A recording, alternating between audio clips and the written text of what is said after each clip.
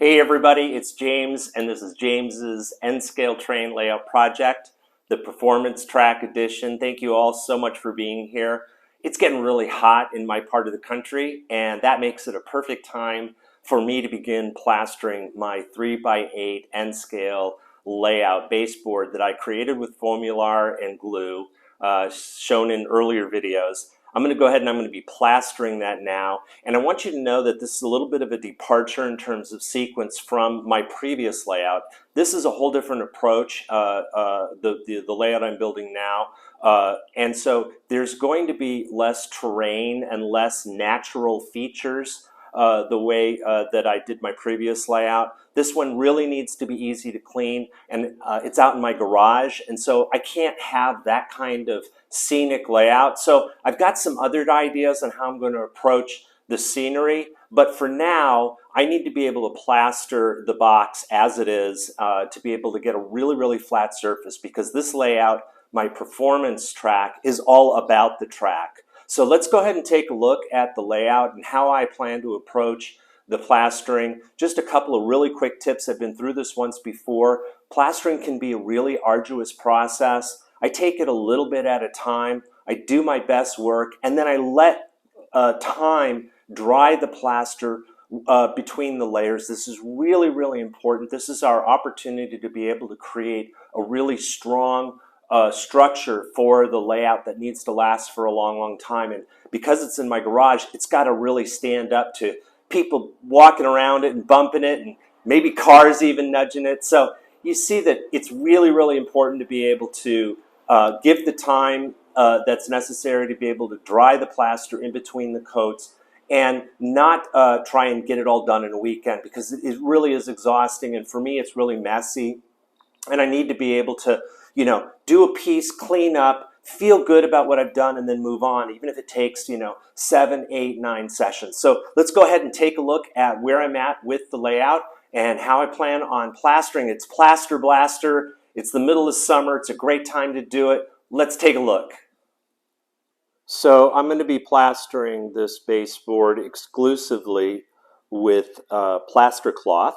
It's the medium that I am choosing because it goes on very flat. I can lay a single layer of this plaster cloth on the bottom, which I'll need for this layout to keep it level. And it's just really easy to work with. And this design is not going to involve terrain and features that are better suited for like the plaster and the shaper sheet and that kind of stuff. So I'm going to be using the plaster cloth sheets. I use the Woodland Scenics brand. I love these sheets. I have used rolls. I have used cheaper brands, and I always keep coming back to Woodland Scenics plaster cloth sheets. They come in a sheet, well, I'll show you that later. But the point is that that's how they come, and I cut them in half, and that's how I'm going to be applying the plaster cloth to this Foamular baseboard. Then just a couple of other tools, obviously a pair of scissors. I use these sort of disposable containers that allow me to put a big flat piece in and keep them wet.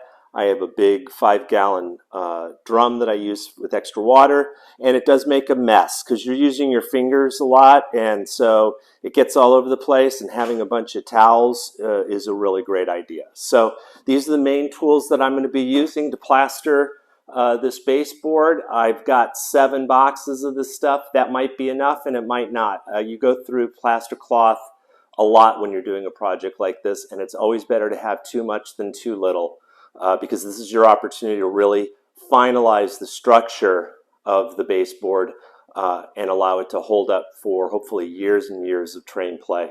So let's go ahead and take a look at what it looks like to plaster your Foamular baseboard with plaster cloth.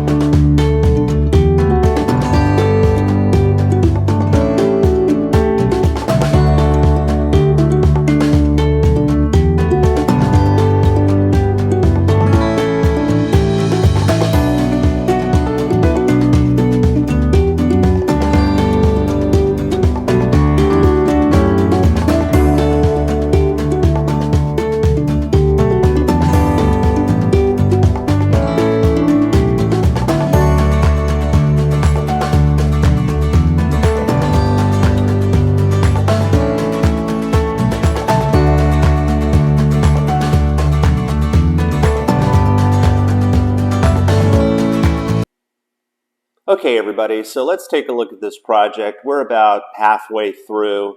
There is a single layer of plaster cloth across the entire table on the bottom here of the baseboard as well as the sides.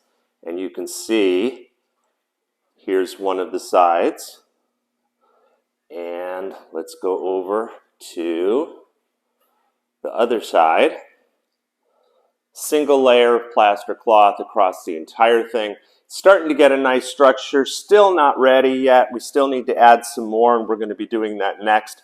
I just wanted to be able to show you what it looks like with a single layer. It took me 6 boxes of the Woodland Scenics plaster cloth in order to cover this. So obviously I'm going to need to have at least another 6 boxes because we're going to be adding more layers. And we're going to be doing it in an overlapping method, and I'm going to be able to show you that. That's going to be on all of the sides except for the bottom here. The bottom here is going to be covered with what we call flex paste. It's the Woodland Scenics flex paste, and it will allow me to be able to put a little extra protection on the bottom of the baseboard without adding a lot of weight or a lot of things that could get in the way of a very, very smooth surface. So we're going to go ahead and move forward with that. I'm going to show you how I'm going to apply the remaining layers of the plaster cloth to the back and sides, and you know, these little walls here will get an extra layer so that it'll just be stronger and stronger and ready for painting. And just one more point that I wanted to make is that this thing is like a sponge. It's just absorbing so much water. So as we add more layers, we're going to really make sure that we have sufficient water in order to bond the subsequent layers with the first layer here and just make something that's just going to last, you know, a million years. So let's go ahead and get moving and get this thing done.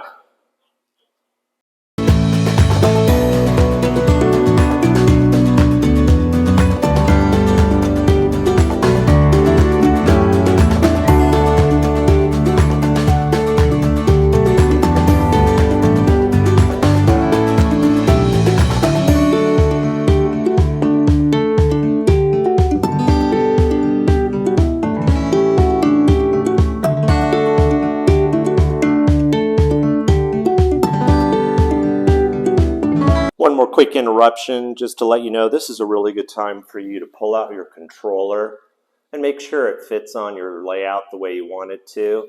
I needed to make some adjustments here in order to accommodate my booster and my control panel.